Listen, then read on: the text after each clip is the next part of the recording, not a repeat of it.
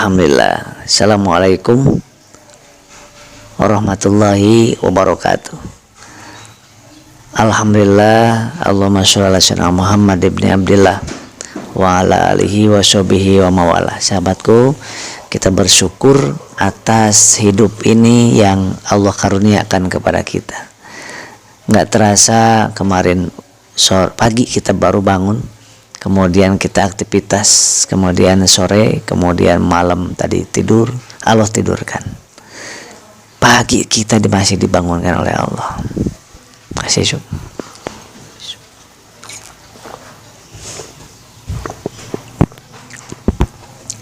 Alhamdulillah.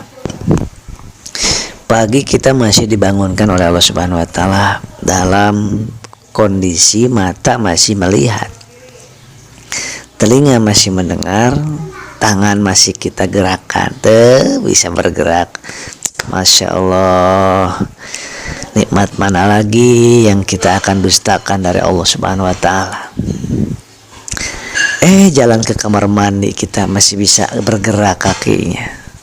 Masya Allah.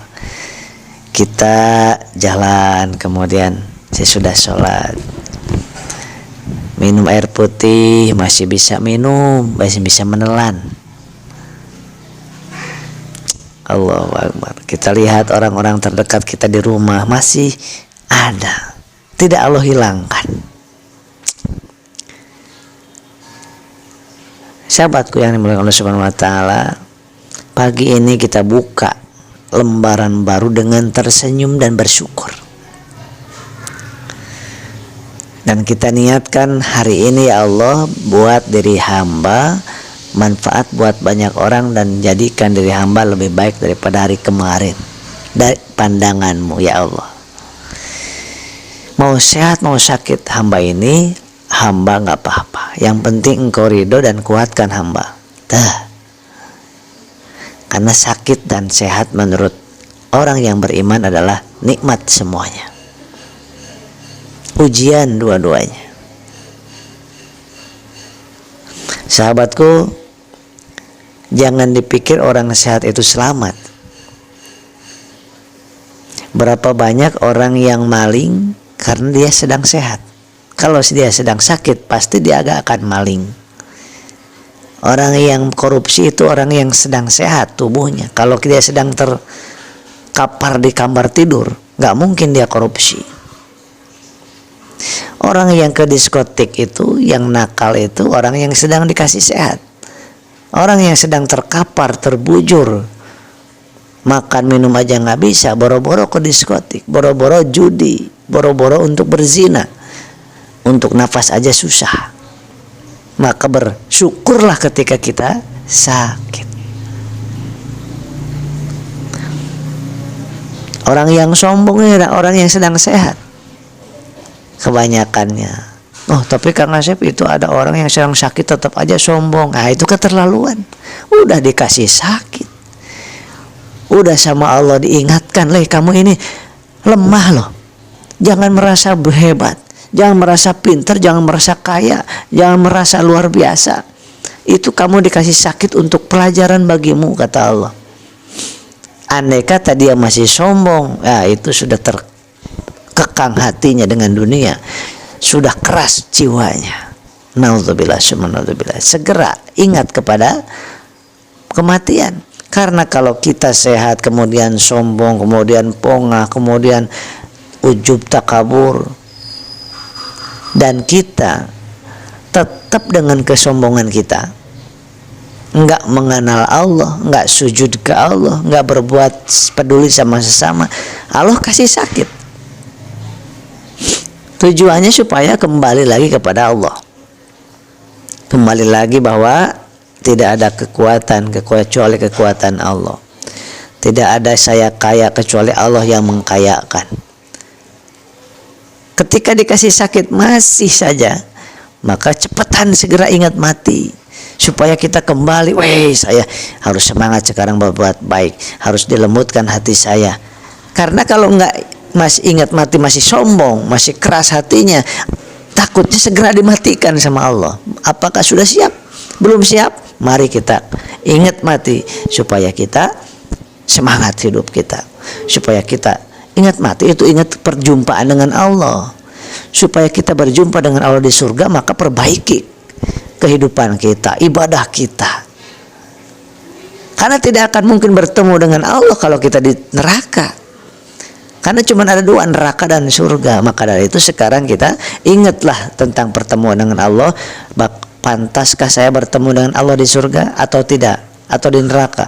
Kalau belum pantas, yuk kita semangatkan diri kita untuk semakin lembutkan hati, kemudian perbanyak dekat sama Allah, kemudian perbaiki perbuatan baik sesama manusia. Kemudian sahabatku, ketika kita sehat, ketika kita sakit, kembali segera kepada Allah. Ketika kita sedang sehat, ingat sakit, supaya tetap kita semakin semangat untuk berbuat kebaikan, untuk taat kepada Allah, untuk peduli kepada sesama. Mumpung kita belum dikasih sakit. Yang dikasih sakit jangan khawatir, masih belum mati, kita masih hidup. Maka kita gunakan segera untuk mengabdi ke Allah dan untuk mengabdi kepada melayani umat baginda Rasulullah SAW, supaya kita disehatkan kembali. Ya Allah, sehatkan lagi hamba dan berikan sehatnya sehat walafiat gitu. Di dalam kehidupan ini ada sehat, ada sakit, ada dipuji, ada dicaci, ya kan? Ada dizolimi, ada di bangga-banggakan. Ada siang, ada malam, ada di PHK, ada lancar, ada sukses, ada bangkrut. Cuman itu saja. Ada kesenyum, ada senyum, ada tangis. Cuman itu saja dalam hidup ini. Apa sih? Apa? Gak ada yang aneh dalam hidup ini. Sudah jutaan tahun dunia ini cuman hidup, isinya cuman itu. Kalau nggak nangis ya tertawa. Kalau nggak tertawa ya nangis. Kalau nggak sedih ya bahagia. Kalau nggak siang ya malam.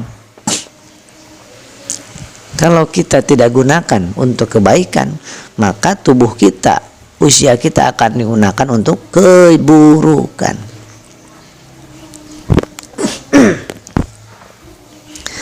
Kalau otak kita tidak digunakan untuk memikirkan yang baik-baik, maka secara otomatis otak kita akan terisi dengan yang mesum-mesum, yang buruk-buruk, yang jahat-jahat. Kalau umur kita, hari-hari kita tidak dipakai untuk kebaikan, maka akan habis umur kita untuk terpakai secara otomatis untuk keburukan.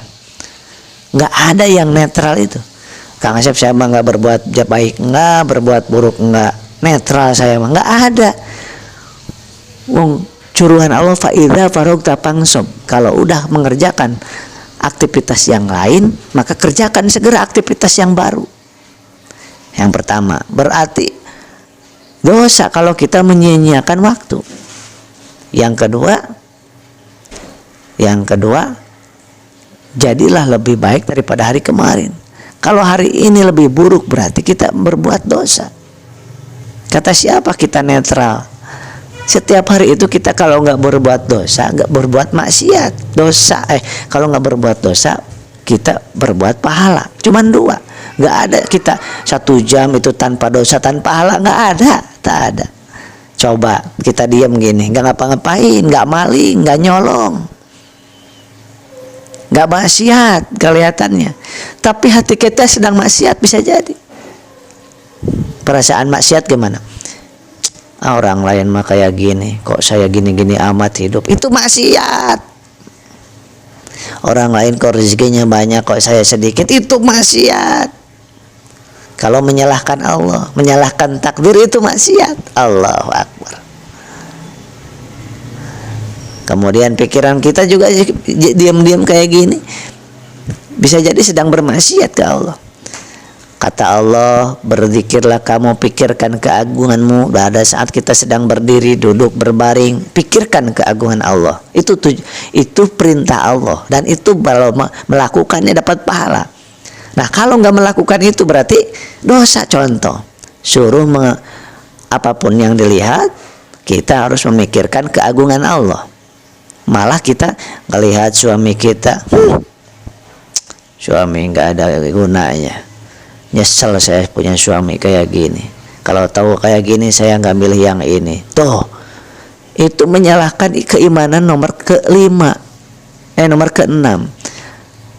Kita mengingkari iman kepada qada dan qadar dari Allah Subhanahu wa taala, menyalahkan takdir, dan yang membuat takdir adalah Allah.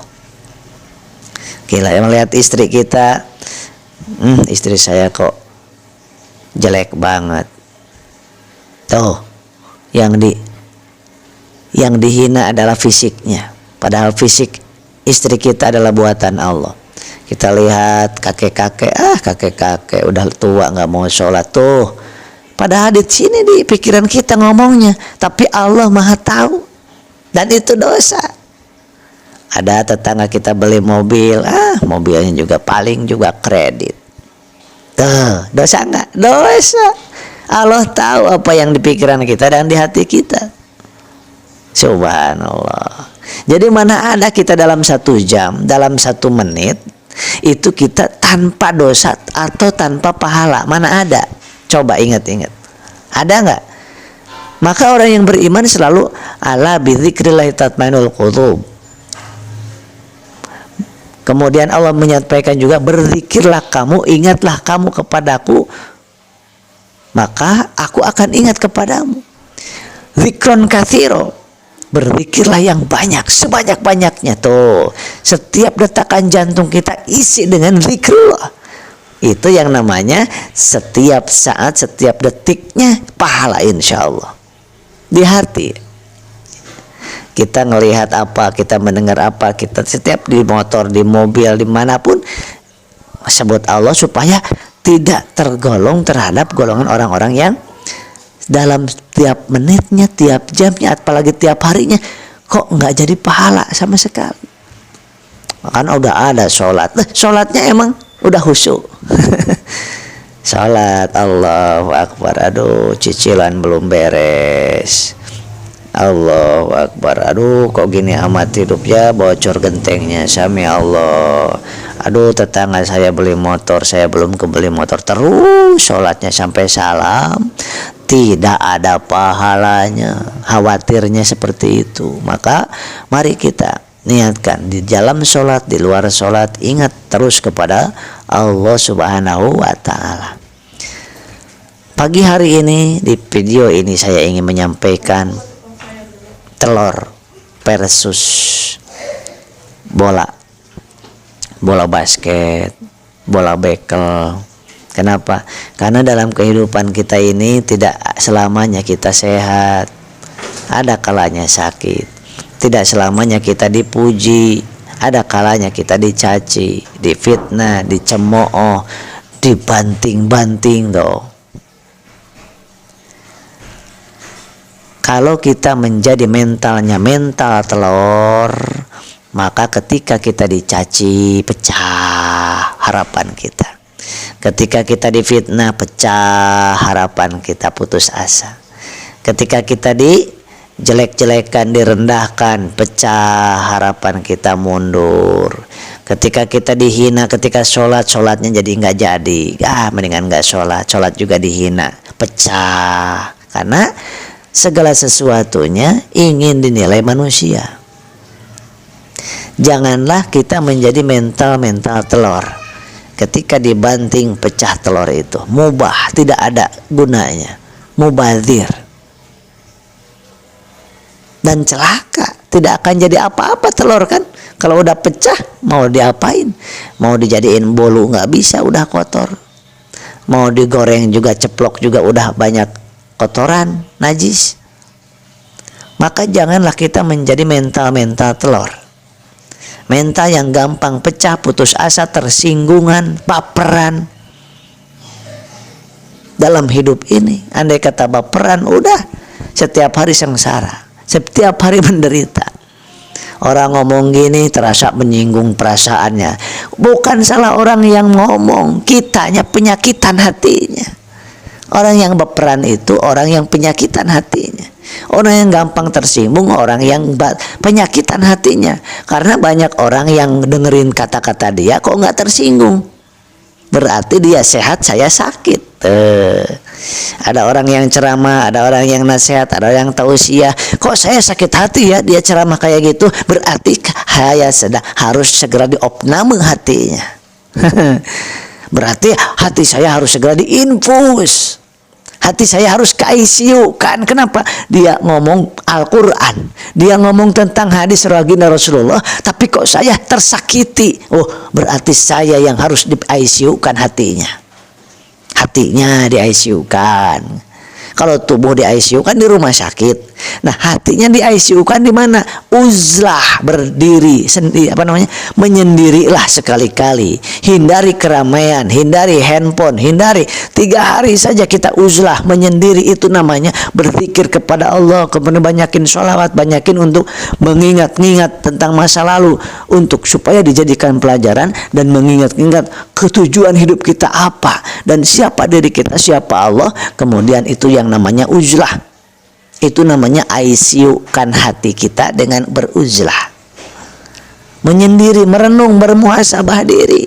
Mumpung kita masih hidup, belum dihisab oleh Allah. Kalau kita sudah ada di depan pengadilan Allah Azza wa Jalla, itu tidak akan pernah kita bisa mengelak apapun dan gak bisa diperbaiki lagi. Kita sekarang ada di dunia, alhamdulillah. Kita hisab, kita hitung-hitung dosa dan pahala kita. Ketika merasa banyak dosa seperti saya, maka mari kita sama-sama memperbaikinya. Dan paling jelek manusia adalah yang merasa nggak punya dosa, merasa udah banyak pahala, sedang orang lain itu sedikit pahalanya, banyak dosanya. Nah, itu ciri-ciri kita sedang penyakitan hatinya. Harus segera di ICU kan hati kita. Di mana? Uzlah, menyendiri, jauhkan handphone, jauhkan keramaian. 3 hari saja berzikir kepada Allah. Janganlah kita menjadi dalam hidup ini mental telur, sedikit-sedikit pecah, dibawa di mobil, goyang sedikit pecah, petelur itu.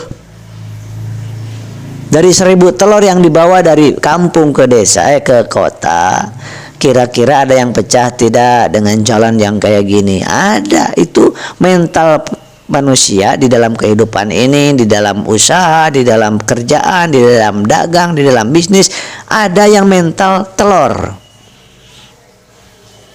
goyang sedikit hancur, mundur. Di dalam dakwah juga ada yang mental telur. Dakwah tadinya benar, membela kebenaran, membasmi kebatilan, begitu dibayar mental telur. Begitu dibayar dakwahnya belok. Mau hijrah lebih baik, begitu dibayar, dikasih jabatan, belok. Itu mental telur. Haruslah kita menjadi mental bola bekel, mental bola basket. Gimana mental bola basket, Kang Asep? Mental bola basket itu mantap. Jangankan jatuh, dijatuhkan mantul dia, makin kuat. Dijatuhkannya sedikit, teng, set, segini. Jatuhkannya lebih kencang, set, set, segini, lebih tinggi. Kemudian dijatuhkannya makin kencang, cuat, langsung lebih mancul ke atas.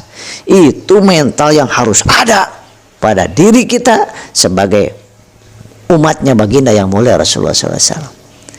Rasulullah di dalam berdakwah tidak pernah menjadi mental telur.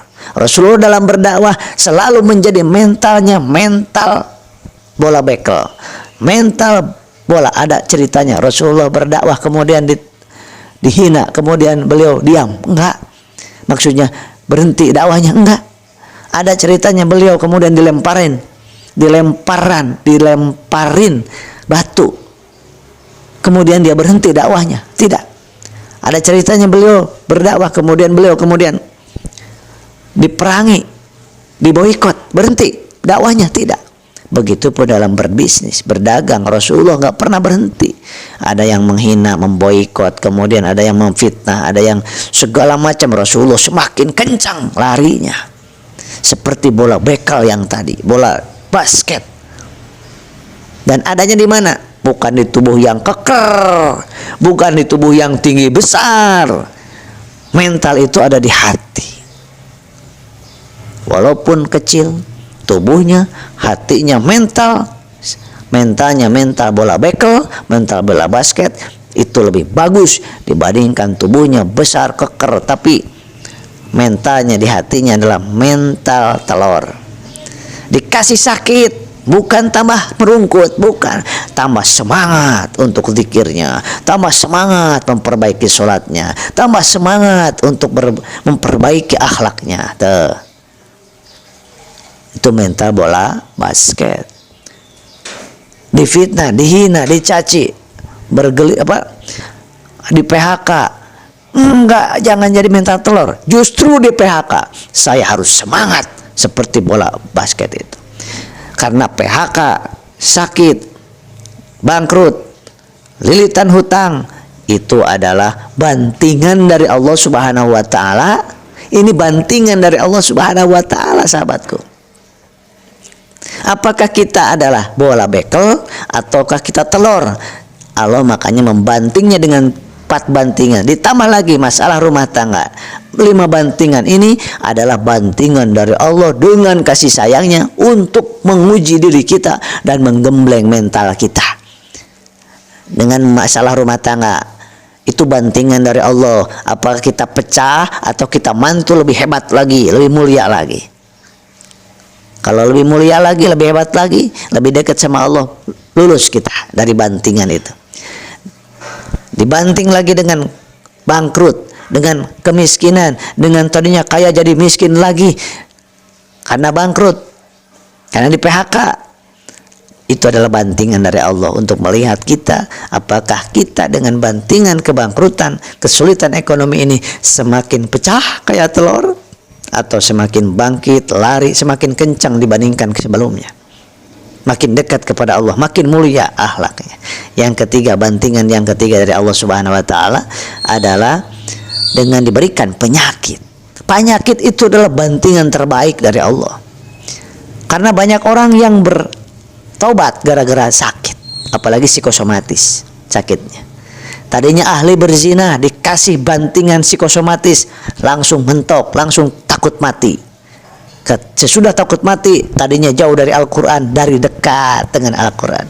Tadinya jarang bersolawat, jadi rajin bersolawat. Tadinya jarang untuk bangun malam, jadi bangun malam untuk sholat.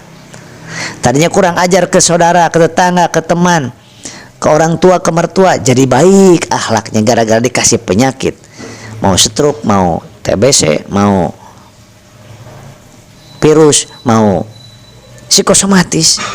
Tadinya nggak baik sama istrinya, begitu dikasih bantingan psikosomatis, penyakit ansietas, maka dia semakin sayang kepada istrinya, kepada suaminya, kepada mertuanya hormat, orang tuanya hormat, kepada tetangga hormat. Tadinya enggak, kemudian berhenti, stop dari perbuatan maksiatnya, dari ribanya stop. Yang keempat, bantingan dari Allah bentuknya adalah dengan diberikan fitnahan, ejekan, makian, diremehkan, direndahkan oleh manusia. Itu adalah bantingan dari Allah. Akankah kita menjadi telur yang kemudian pecah, ataukah kita justru akan membuat diri kita, mental kita seperti bola basket dan bola bekel, semakin mencolot mulia, semakin dekat ke Allah, semakin banyak manfaat dari kita.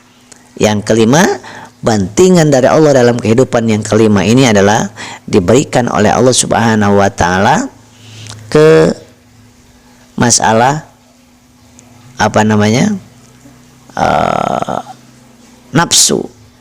nafsu duniawi yang terlalu tinggi. Itu bantingan dari Allah Subhanahu wa taala. Kita ini manusia, bukan setan, bukan iblis, bukan malaikat juga. Kita diberikan nafsu, malaikat tidak. Nah, nafsu ini juga adalah bantingan dari Allah untuk menguji diri kita. Adakah kita dengan nafsu itu kita bawa untuk ke jalan yang benar? Maklum kita manusia itu tempatnya noda dan dosa, tempatnya hilap dan salah. Kalau salah seterusnya namanya setan, kalau benar seterusnya namanya malaikat, namanya manusia, benar salah, benar salah. Dan mudah-mudahan banyak benernya, dan itu kita kalau kita dibimbing oleh Allah Subhanahu wa taala. Sahabatku yang dimuliakan oleh Subhanahu wa taala. Jadilah kita yang sakit saat ini, jadilah kita bola bekel, bola basket yang semakin Allah berikan bantingan sakit ini adalah bantingan kasih sayang dari Allah Subhanahu wa taala. Karena Allah sayang. Allah ingin kita semakin dekat dengannya. Karena hanya dekat dengannya hati kita akan bahagia, hidup kita bahagia di dunia dan di akhirat, sahabatku. Seburuk-buruknya manusia, sedurhaka-durhakanya dan menderitanya manusia ketika kita jauh dari yang maha kuasa, jauh dari maha penciptanya, itu pasti akan menderita. Banyak yang konsultasi ke saya, Kang Asep, saya sekarang lagi sulit-sulitnya kehidupan, sekarang saya pinjam sana pinjam sini uangnya, tetapi kemarin waktu saya kerja gaji saya lumayan, Kang Asep, makanya saya tenang. Sekarang baru terasa. Kemarin waktu saya bisnis saya bagus, dagang saya bagus, tenang saya, Kang Asep, gak pernah saya minjem. Sombong kan? Sekarang pusing mau minjem ke siapa. Jangan minjem, lakukan kita dagang, lakukan kita semangat bisnis, usaha, lakukan itu, semakin dekat kepada Allah dan semakin kita mohon kepada Allah. Gak punya modal, Kang Asep, kerjasama dengan yang punya barang. Gak perlu modal ini dengan uang, sahabatku. Kang Asep ngomong doang, saya menjalankan itu. Saya jual beli waktu kuliah sampai kemarin itu,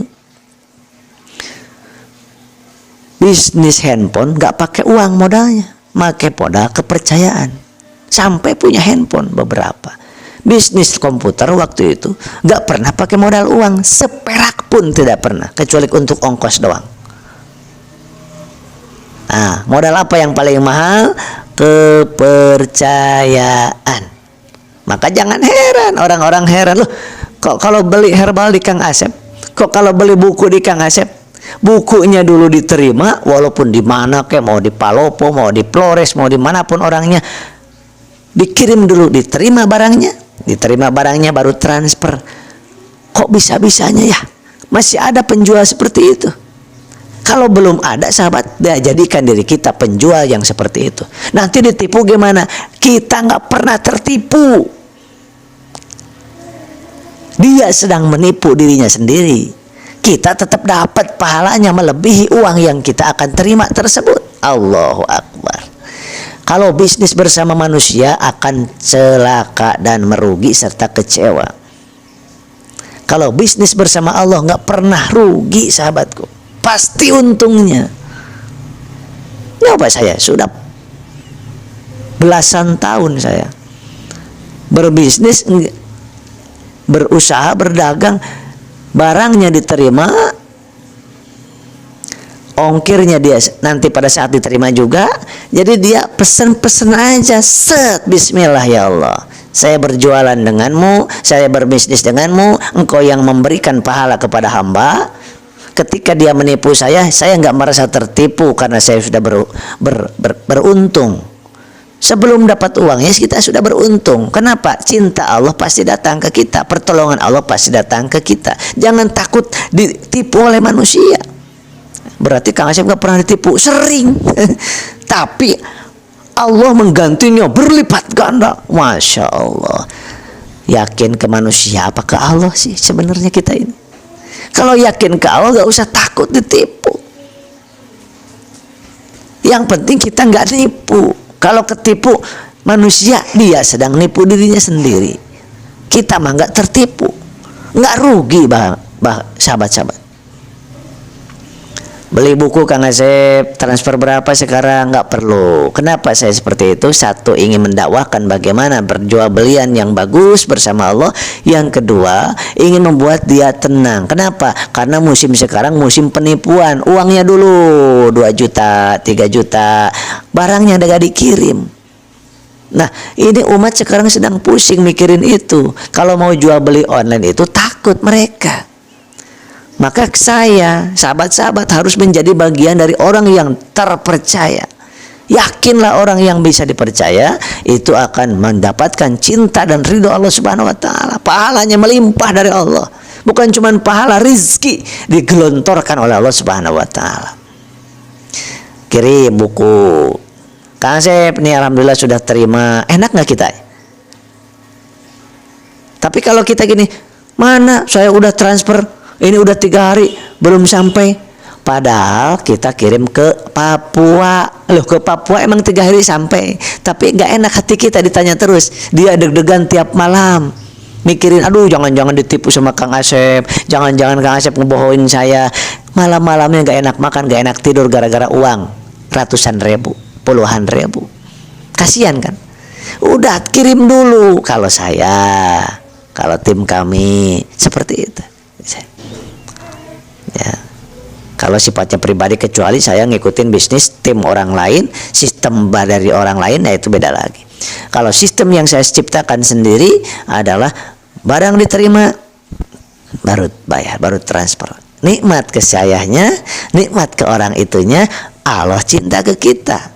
Yang penting niatnya lurus, karena Allah memudahkan urusan orang lain. Jangan orang dipersulit.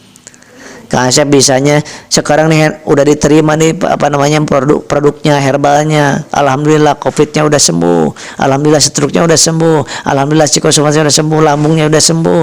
Gimana ini? Saya belum bisa bayarnya. Kasih waktu saya 5 hari lagi. Oh iya Bu, toh tenang. Nanti 5 hari lagi, mohon maaf Kang Asep, belum ada uangnya kepake untuk susu. 5 hari lagi, gak apa-apa Bu. Kenapa? Saya udah mengantongi ridho Allah.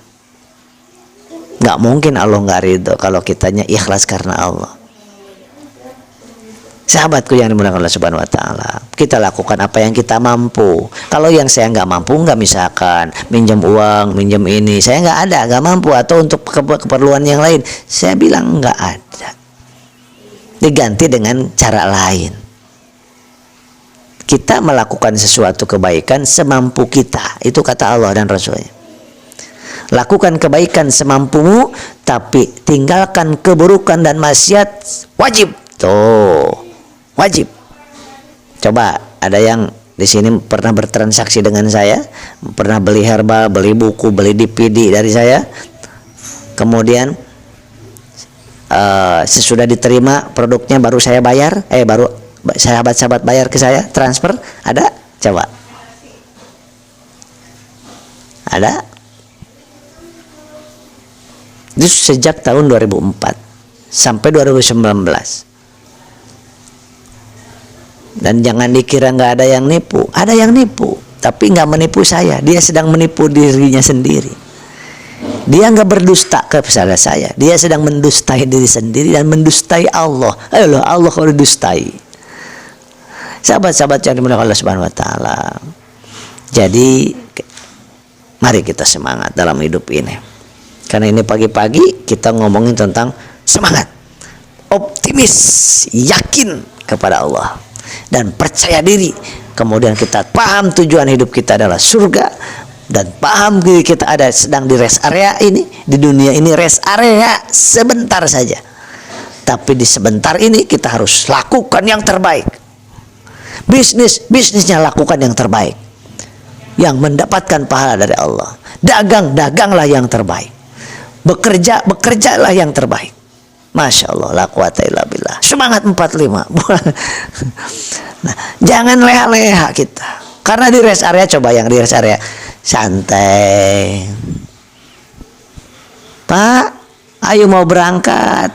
Supirnya udah siap, keneknya sudah siap. Ayo udah saya belum pipis. Duh, orang mau berangkat, malah mau pipis, mau ke toilet. Tadi ngapain? Bengong.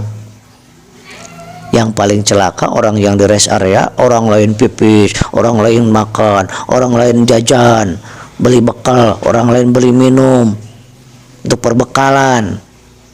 Dia malah tergiur. Di situ ada yang gapleh, ikutan gapleh. Ada yang catur, ikutin, liatin catur. Ada yang sedang judi ikutin judi, ada yang karaokean ikutan karaokean. Begitu. Mana si Pulan? Si Pulan sedang di karaoke. Ketinggalan. Walaupun dia harus ikut, maka ikutnya menyimpan perasaan lapar. Kenapa? Padahal perjalanan masih panjang, 5-6 jam lagi. Dia lapar. Kenapa?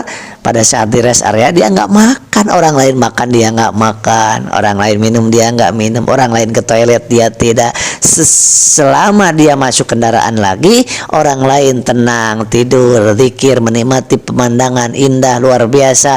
Dia menahan perutnya yang lapar, menahan pipis, ingin pipis, kebelet pipis, ingin buang air besar, dan tidak ada tempat lagi karena ada di tol, di jembatan layang. Gimana bisa? Di mobilnya tidak ada toilet. Subhanallah. Alangkah menderitanya perjalanan dia dari mulai rest area sampai ke tujuan. Kira-kira bisa dipahami tidak? Nah, orang kalau mau perjalanan jauh dari alam rahim, alam ruh ke alam surga berjumpa dengan Allah, ke kampung halaman kita, perjalanannya jauh, kita masih di rest area dunia ini. Nah, jadi jangan seperti orang yang tadi.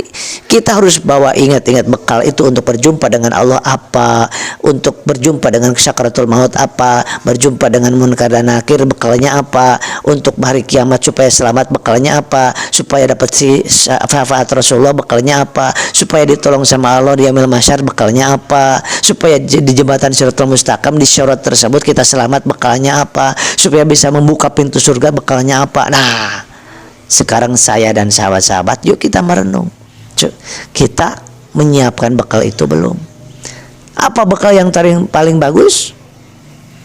Yang paling bagus bekal untuk berjumpa dengan Allah adalah takwa. Tawadu, waro, qanaah.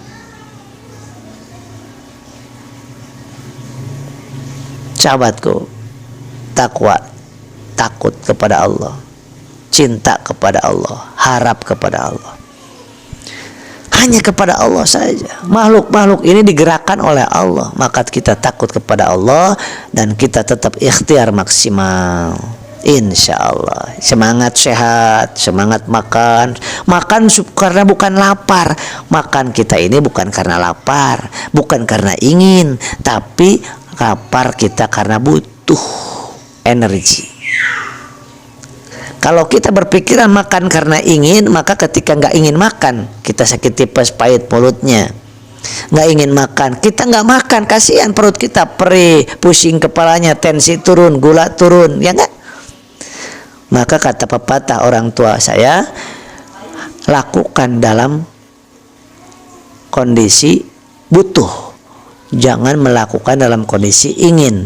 Mau apapun, kita mandi bukan karena ingin mandi, bukan karena gerah, tapi mandi karena kita butuh bersih. Kenapa? Kalau kita mandi karena ingin mandi, karena harudang, karena gerah, maka gimana kalau kita ada di Turki berarti sebulan gak mandi-mandi? Karena di Turki dingin banget, gak pernah gerah. Kita mandi karena ingin bersih, perlu bersih. Karena Allah suka kita kalau bersih. Malaikat suka kalau kita bersih, harum. Malaikat jauh dari kita kalau kita bau. Yang kedua, coba bayangkan kita jalan ke sana bukan karena ingin jalan, tapi karena kita. Kenapa jalan? Karena saya butuh ketemu si Anu. Karena saya butuh dakwah, karena saya butuh membeli ini, butuh makan bukan karena ingin. Karena makan karena ingin, kita tipes, kita nggak bakal makan. Kita kalau makan karena ingin, maka kalau kita sedang punya hutang, punya cicilan, kita nggak ingin makan. Kasihan, kita jadi lemes. Udah mau punya hutang, nggak makan, lemes. Otak gak bisa berpikir, boro-boro untuk ikhtiar. Napas aja ngos-ngosan. Kenapa? Glukosa darahnya rendah. energinya makanya nggak ada tenaga, karena tenaga itu dari makan. Dan 100 triliun sel dalam tubuh kita adalah butuh nutrisi, butuh makanan. Jadi kita makan karena butuh, dan makan supaya menjadi pahala. Bedakan makan kita dengan makan bukan orang beriman. Makan orang yang beriman jadi pahala, makan orang yang nggak beriman jadi nggak ada dapat apa-apa, bahkan jadi dosa. Kita makan binatang dan hewan, atau hewan makan, apa bedanya? Kita makan harus jadi pahala, maka ikutin makannya cara Rasulullah SAW. Kita minum, onta minum, kita mah bisa jadi nggak dapat pahala. Onta mah setiap minum tasbih kepada Allah. Yang berbeda, kita minum, orang kufar minum, kita dapat pahala. Gimana caranya? Minumnya dengan tangan kanan, baca bismillah, ingat keagungan Allah, dapat pahala. Kita tidur, orang bukan Islam juga tidur, kita tidurnya dapat pahala, dia tidak dapat. Gimana caranya? Tidurnya cara Rasul. Bagaimana menghadapnya cara Rasul? Bagaimana sebelum tidurnya kita berzikir dan doa dulu. Sahabatku yang dimuliakan Allah Subhanahu wa taala, mari kita sama-sama supaya setiap gerakan kita, makan kita jadi pahala, minum kita jadi pahala, tidur kita jadi pahala, kerja kita jadi pahala, bisnis kita jadi pahala, kemudian jalan kita jadi pahala, bensin, setiap tetesan bensin jadi pahala, kemudian setiap ucapan jadi pahala, setiap pikiran jadi pahala, setiap pandangan kita jadi pahala, pendengaran kita jadi pahala, langkah kita, setiap langkah jadi pahala. Gimana caranya supaya jadi pahala? Katakan dan tanya sebelum melakukan apa-apa, apakah Allah suka kepada perlakuan saya ini apa tidak? Jangan ditanya, apakah istri saya senang kepada saya apa tidak ya? Apakah tetangga saya suka kepada saya tidak? Enggak, tanya Allah suka enggak ke kita kalau saya melakukan ini, gitu. Karena kalau Allah suka, pasti yang lain juga suka. Ada Kang Asep, ada orang kita sholat, orang lain nggak sholat, orang lain nggak suka ke kita, biarin, kan kita yang tujuannya Allah. Karena dunia ini ada minal jinnati wanas, ada manusia, bentuknya manusia tapi hatinya setan, kata Allah Subhanahu wa taala. Maka setan itu walaupun bentuk manusia nggak akan suka kalau kita sholat. Setan itu walaupun bentuk manusia nggak akan suka kalau kita dakwah. Setan itu walaupun bentuk manusia nggak suka kalau kita sholawat. Setan itu nggak suka walaupun bentuknya manusia kalau kita baca Quran. Setan itu nggak suka walaupun bentuk manusia kalau kita saling mengingatkan seperti ini. Jadikan medsos kita supaya Allah suka. Kita diberikan handphone oleh siapa? Rizkinya dari mana? Dari Allah. Nah, handphone ini harus jadi tanya, apakah dengan yang saya lakukan dengan handphone ini Allah suka atau tidak? Gak usah bertanya, teman-teman saya, teman Facebook saya benci apa suka ke saya ya? Kalau saya berbuat kayak gini, gak perlu nanya gitu. Kata guru saya, gak perlu dinilai baik oleh manusia, tapi kita wajib untuk berbuat baik. Wajib menjadi orang baik menurut Allah. Gak perlu kita dianggap soleh oleh sesama manusia, oleh teman Facebook, tapi kita perlu menjadi orang soleh menurut Allah. Tidak perlu kita dianggap kaya oleh manusia, tidak perlu. Yang perlu adalah kita butuh menjadi orang kaya menurut Allah, kaya berkah, sehingga mereka merasakan manfaat daripada kekayaan kita. Gak perlu kita dianggap pintar oleh manusia. Yang perlu kita butuh tahu apa yang baik dan buruk itu menurut Allah. Insya Allah ya sahabat yang sehat, yang sakit, semangat sehat lagi, semangat sehat, semangat optimis, yakin, percaya diri, dan jangan menjadi telur, jadilah menjadi bola basket, bola bekel. Senyum, nah lebarin senyum, senyum.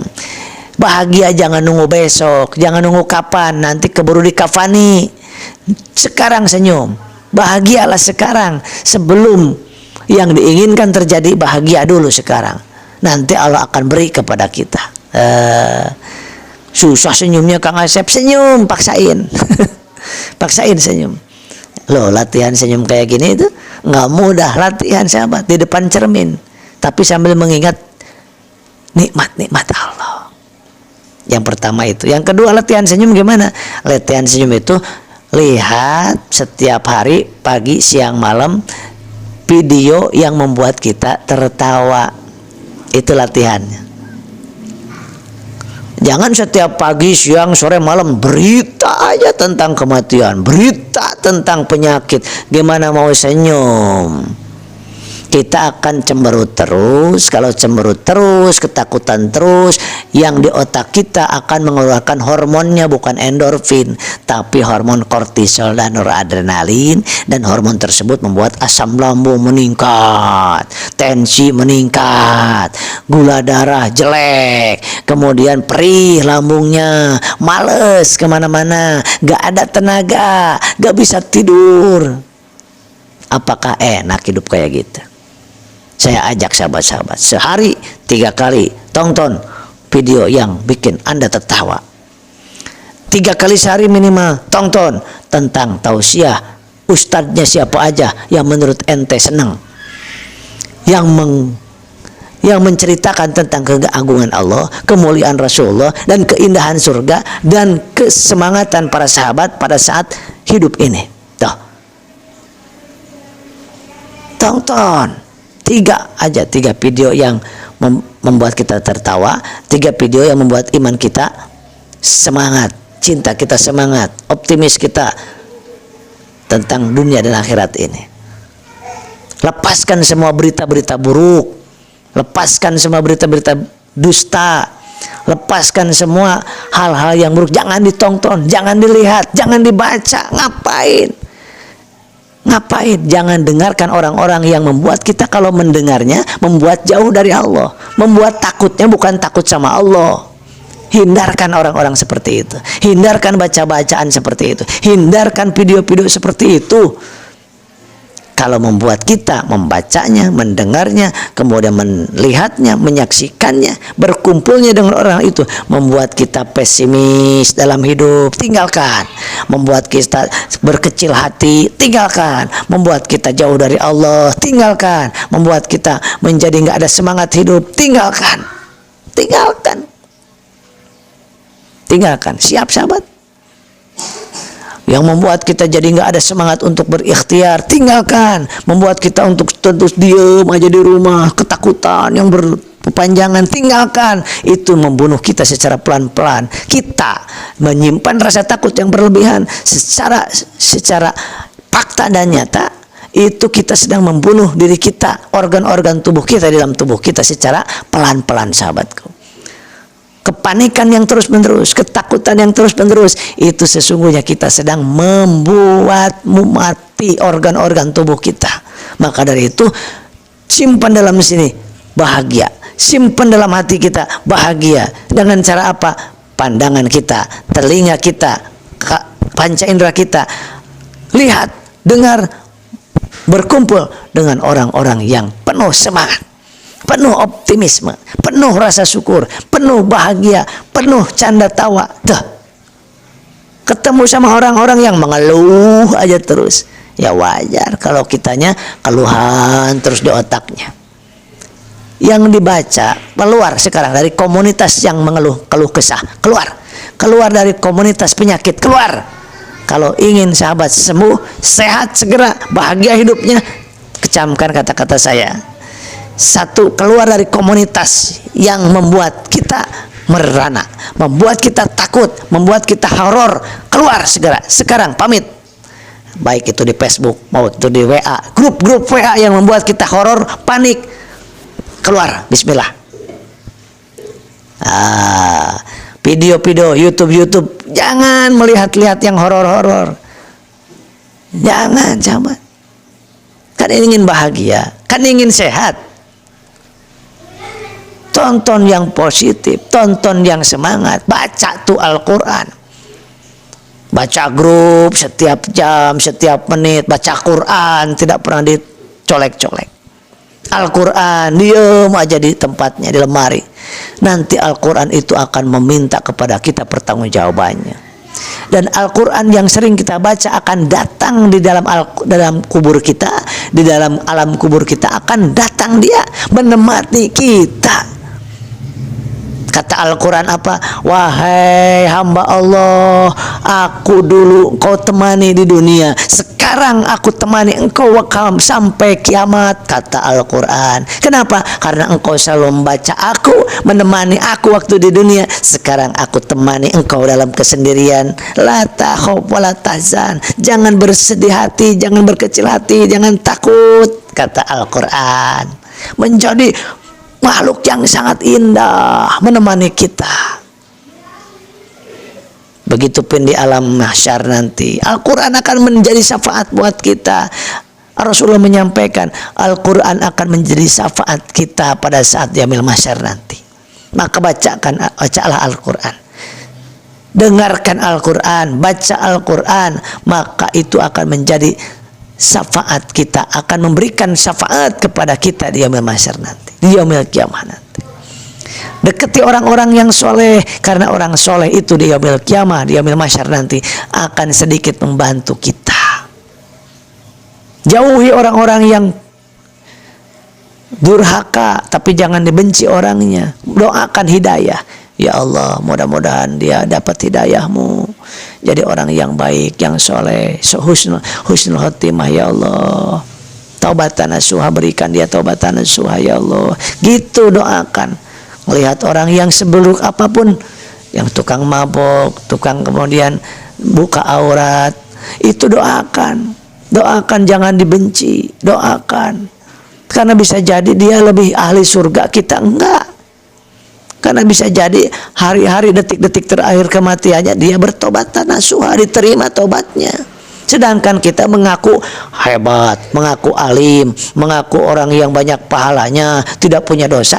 Tahu-tahu karena banyak ujub, riya, sombong, takabur, tidak peduli kepada umat, maka bisa jadi kita tidak ada hak untuk masuk ke surga. Na'udzubillah, tsumma na'udzubillah, sahabatku. Senyum. Susah senyum itu, senyum. Makanya hindari marah. Karena kalau orang sedang marah, untuk senyum kembali itu susah. Kalau orang habis marah, coba rasakan. Kita habis marah, terus kita suruh senyum. Senyum orang yang habis marah itu susah. Coba saya rasakan kalau senyumnya gini. Beda nggak? Cirinya senyum yang tulus, 2 senti kanan, 2 senti kiri, dan lamanya berapa detik? 12 detik. Tapi kalau gini, itu mah bohongan senyumnya. Nggak membuat hormon endorfin keluar kalau gini. Apalagi senyumnya gini. Itu mah gangguan saraf. Itu gangguan saraf, bukan senyum. Kan orang yang hatinya busuk kan senyum begini. Walaupun tapi sebentar, nggak ada yang lihat, gini lagi. Tanda-tanda hati kita harus dimasukin ICU karena sedang penyakitnya parah. Kalau misalkan kita nggak bisa senyum, nggak bisa nangis, diperdengarkan ayat-ayat tentang neraka, tenang, itu ICU-nya parah, itu harus ke ICU itu hati kita ya. Dikasih tahu tentang azab yang menggunakan riba, tenang malah ketawa-ketawa. Itu parah, itu sakitnya hati kita. Nggak nangis, malah senyum, nggak ada respon.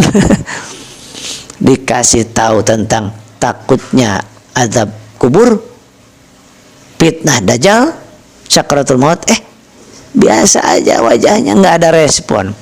Wah, itu tanda-tanda penyakit kritis, itu harus ke ICU kan itu. Hatinya gimana caranya?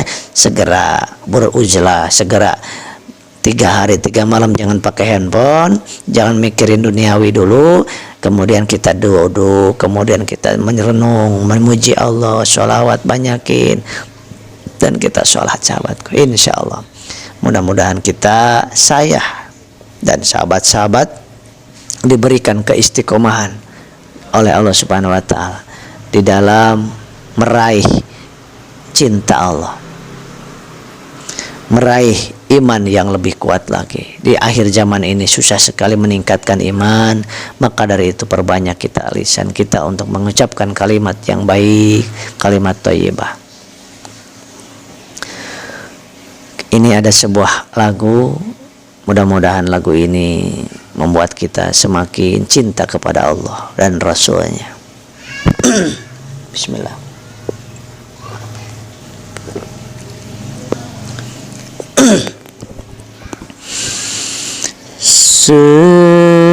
Sebenarnya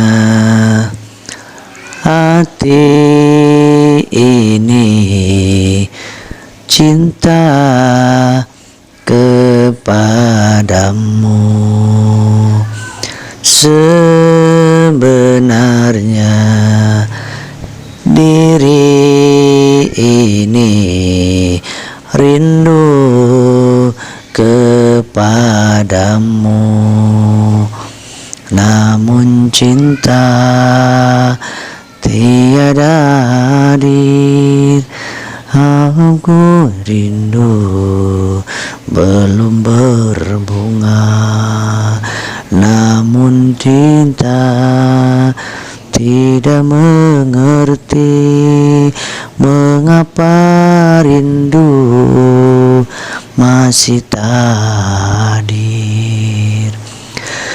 Sesungguhnya walau ku kutip semua permata di dasar lautan, sesungguhnya walau ku siram dengan air hujan dari 7 langitmu, namun cinta takkan hadir, namun rindu tak akan berbunga bila tidak mengharap rahmatmu, bila tidak meraih simpati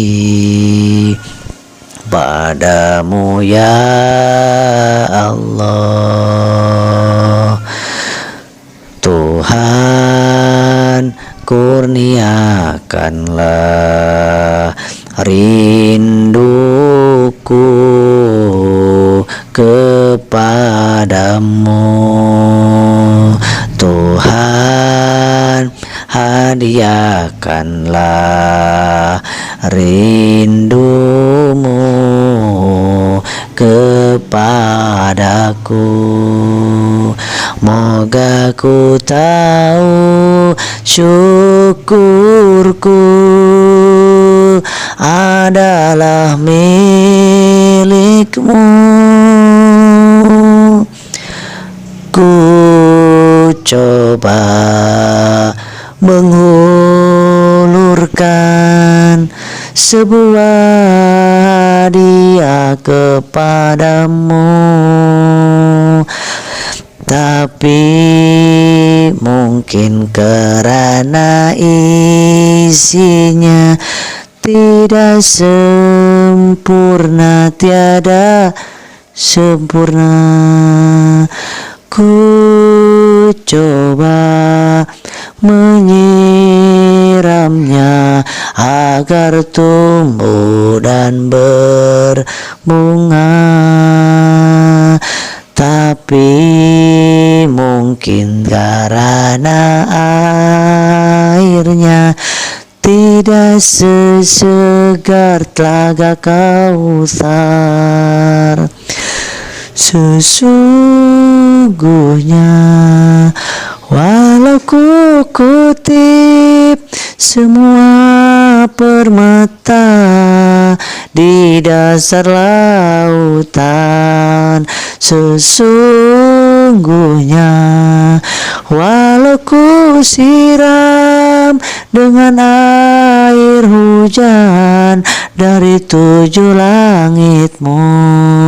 Namun cinta takkan hadir, namun rindu takkan berbunga jika tidak berharap rahmatmu, jika tidak menagih simpati padamu ya Allah.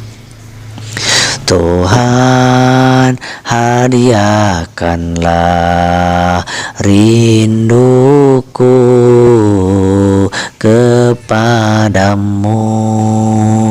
Tuhan, kurniakanlah cintamu kepadaku. Semoga ku tahu syukurku adalah milikmu. Alhamdulillah, mudah-mudahan kita termasuk orang-orang yang bersyukur, dan kita, kebaikan kita kepada sesama adalah hadiah kita. Alhamdulillah, kebaikan kita kepada sesama adalah nikmat dari Allah kepada kita, sedangkan nikmat Allah kepada kita adalah hadiah Allah kepada kita, karunia Allah kepada kita. Maka mudah-mudahan kita termasuk orang-orang yang syukur, orang-orang yang senantiasa berbuat zikir, senantiasa berzikir kepada Allah Subhanahu wa taala. Semoga kita disehatkan lahir batin kita, disembuhkan jiwa raga kita, dan lindungi daripada kejahatan setan, jin, manusia, dan siapapun yang akan mencelakakan kita. Mudah-mudahan Allah melindungi kita semuanya. Amin ya Allah ya Rabbal alamin. Dan mudah-mudahan kita bahagiakan dunia, bahagiakan di surga kelak, jauhkan dari siksa api neraka, siksa kubur dan azab kubur, serta fitnah hidup, fitnah kematian, fitnah sakaratul maut, dan fitnah dajjal. Amin ya Allah ya Rabbal alamin. Assalamualaikum warahmatullahi wabarakatuh.